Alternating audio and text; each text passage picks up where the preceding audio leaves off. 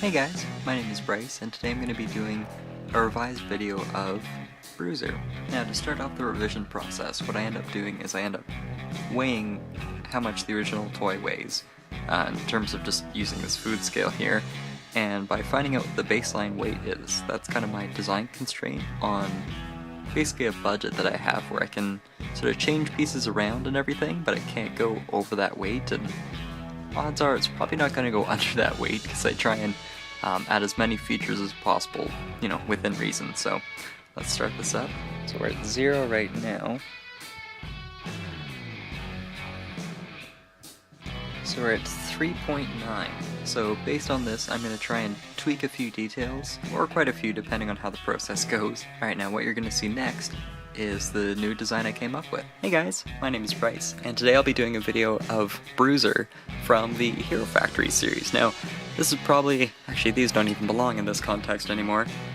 With Bruizer, the backstory is it was part of the Brain Attack series, just to sort of catch you guys up. This creature that was some sort of stone golem that was taken over by one of these frankly kind of terrifying looking Brain Attack creatures. And it's basically just mutated this creature beyond recognition. I felt that there was a lot that could be done in terms of the arm just by not having flexibility from the earlier version. As hard as it was, I actually did manage to deal with the weight, I'd say fairly well, all things considered. So we can just get this zeroed in right now. Alright, and mighty step.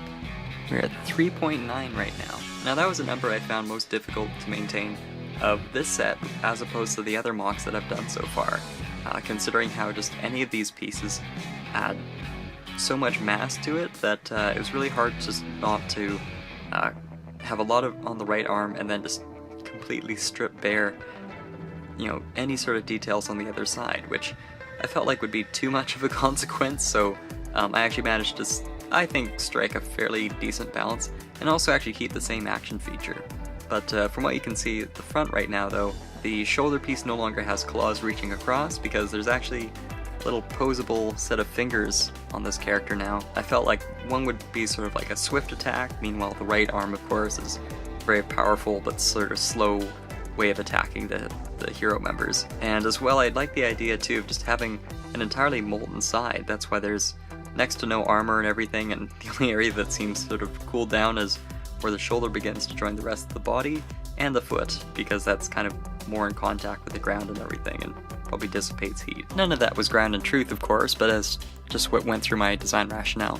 In any case, though, it's very much, again, a flexible character, and even with the right arm now, there's still quite a lot of reach, and a lot of punch to it, of course, but there's actually a lot more posability. So spinning it around from the fiery side, you can see on the back, I didn't actually incorporate any gears to the design, because at the time, with a few exceptions, there was really no gears whatsoever with the characters. You would see in like sort of giant robotic suits and everything that gears would end up turning things at the waist, which of course you'd see in the reboot of Bionicle series.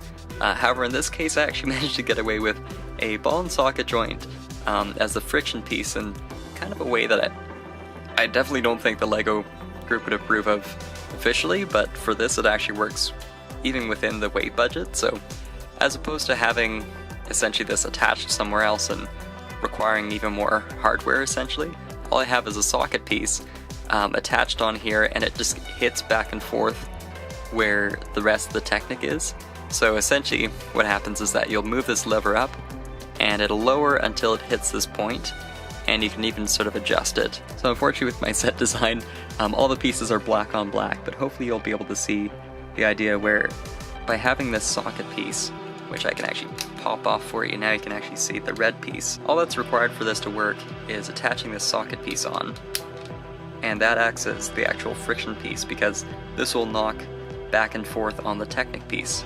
So there's actually really not much hardware needed. There'll be some bounce and some give and movement, but it'll actually stay fixed in place until you actually pose it. Now, part of that has to do with there being a friction piece added here, but the rest of it is actually relying on the socket.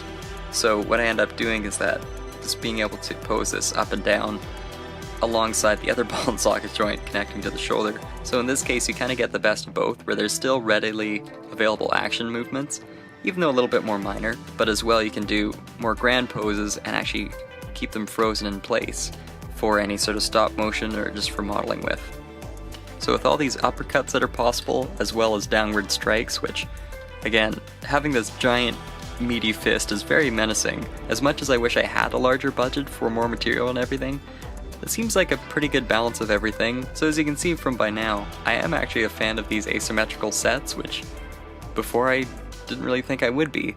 However, they've sort of charmed me in their interesting mechanical movements that are a little unconventional, but especially after being able to tinker with them a bit, there's a lot of play value that can come out of it, and even just the look of it is more compelling than I thought it would be. In any case, what I'll end up doing from this point on is I'll be doing a sort of no rules mock of the Lava Beast and of Quake Beast, and I'll sort of be stripping this character for parts, unfortunately. The next time you see it will probably be in some ultimate form where it'll sort of take back from a lot of Bionicle sets that I have, but in any case, this will sort of conclude the little playlist that I have of the sort of 3 sets that I've had most recently, and I'll sort of be deviating more into design stuff and then going back and forth in different subjects, so it'll always be something different every couple of weeks, so look forward to that.